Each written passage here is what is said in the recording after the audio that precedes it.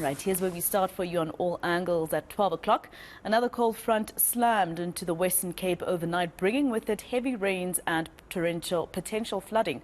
Disaster management teams are on high alert, and as of this hour, Chapman's Peak Drive is officially closed. Recent floods have killed 2 people and affected various communities, with Citrusdal being the hardest hit. Some roads there remain closed, and authorities are warning motorists not to travel through the area. Today, Agriculture MEC Ivan Meyer will give an update on the impact of the floods on the agriculture sector. The West Coast District Municipality Mayor will also outline relief and support interventions. eNCA will be bringing you the latest updates throughout the course of the day. Staying with that story, more heavy rain and wind is forecast for the Western Cape as another cold front makes landfall. Flooding has already claimed 2 lives and left some communities cut off. The Breede Valley Municipality, the Provincial Administration and aid organisation Gift of the Givers are helping locals after 5 days of lockdown. Now let's get an update from eNCA's Nobesuthu Hejana, who is in Rawsonville. Nobesuthu, how's it looking where you are? What are government officials, for instance, saying they're going to do to try and mitigate what's about to happen in the next 2 days there? Well, Maseko, we are in a community hall here in Rawsonville where about 1,200 people have been housed here after they were evacuated from their homes on Wednesday due to those heavy rains. Behind me, you may see the team from the Gift of the Givers that are currently receiving those donations so that they will be handing over them to the community that is currently in this particular hall. But I'm going to try and speak to a resident just to talk about how life has been since they were evacuated from their homes. Mr. Arendse, just tell us about, the impact of those heavy rains. We do understand your family and yourself and other community members who were impacted by that. You are currently being housed in this particular community hall. Well, it is very difficult to us because of the flood. People's sacks were thrown away by the water, and it was difficult. It's difficult for people here. There are sick people and all that.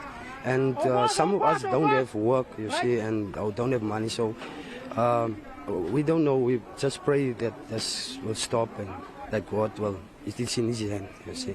And I understand the community was literally on lockdown since Wednesday, where people could not move. How was that? No, it was difficult because also the cars and all the things, they couldn't drive through, you see. And we have to be here to empty our sacks with water. Some of them will be flooded, like me, for instance. And that's all what we could have done. Just tell me, what did you lose in your house? Yeah, to me, I think there's some people who even lose their old sacks, but me, I lost my TV, all my bed is still there, some of the equipment there in my house, so I literally have nothing, only my bed, and you see, so that is what I lost, actually. And also food is a problem.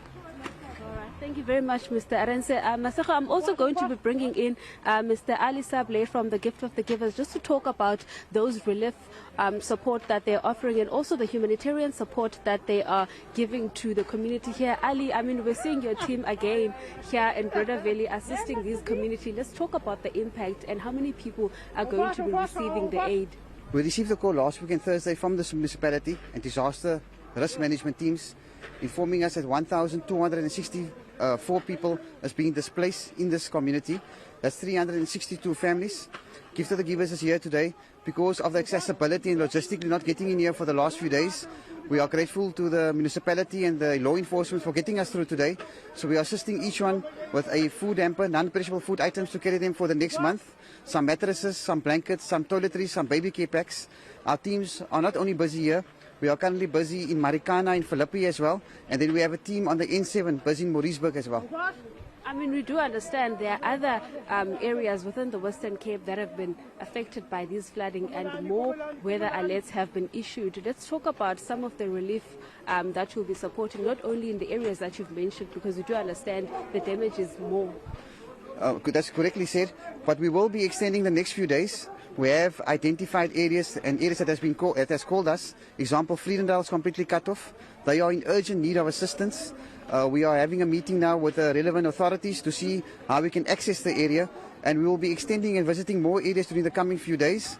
The need is huge. At our list, going through the figures yesterday, the numbers are 10,000 plus. So we are trying to assist all the areas. We've broken up our teams. One team's concentrating on the N7, one team's concentrating on the N1, one's concentrating on the N2, and we hope to reach many of these communities in the coming days. Thank you very much, Ali Sable from the Gift of the Givers. Masego, we do understand Cape Town is currently on level 5 on the weather alert, and we're expecting more rains in the coming weeks. These teams, as well as the Gift of the Givers, the Provincial Disaster Management Disaster Team, will also be offering support in different communities. At this point, I mean, the teams are here to offer that support in the community where over 300 families have been evacuated. Later on, we will be speaking to the municipal officials and also visiting that particular area where community members were completely cut off.